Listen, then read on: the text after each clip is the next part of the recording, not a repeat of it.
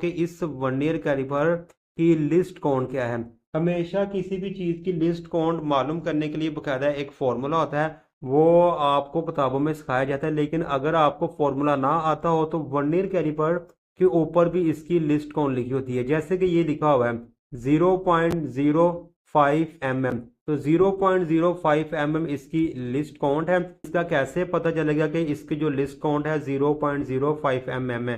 तो भाई इसका पता ऐसे चलेगा, जो आपकी वर्नियर स्केल होगी ना उसके ऊपर रीडिंग लिखी हुई है 0, 1, 2, 3, 4, 5, 6, 7, 8, 9, 10।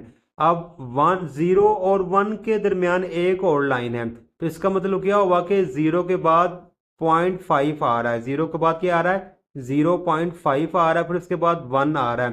तो इसका मतलब क्या हुआ कि हम क्या करेंगे, जब हमने यहाँ पे लिखना होगा 0.1, तो उससे पहले जब हम यहाँ पे आएंगे तो 0.05 ये कहलाएगा। यानी कि 0 और यहाँ तक जो ट्रेवल होगी वो हमारी क्या होगी? लिस्ट काउंट होगी।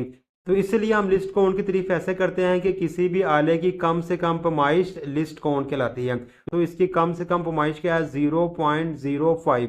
तो आगे हम बात करें इसके ट्रेवल की। अगर हम मिलीमीटर की बात करें, ये जीरो जब यहाँ तक ट्रेवल करेगा तो क्या होगा कि ये ट्रेवल करता करता जब यहाँ तक पहुंचेगा, इसने जब पहली लाइन को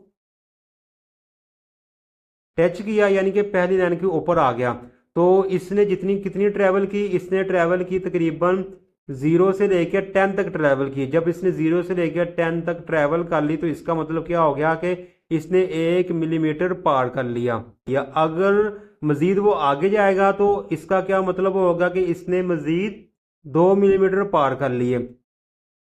ये जो वर्नियर स्केल के ऊपर रीडिंग दी हुई है ये बहुत ही ज़रूरी है, इसका पता होना बहुत ज़रूरी है। तो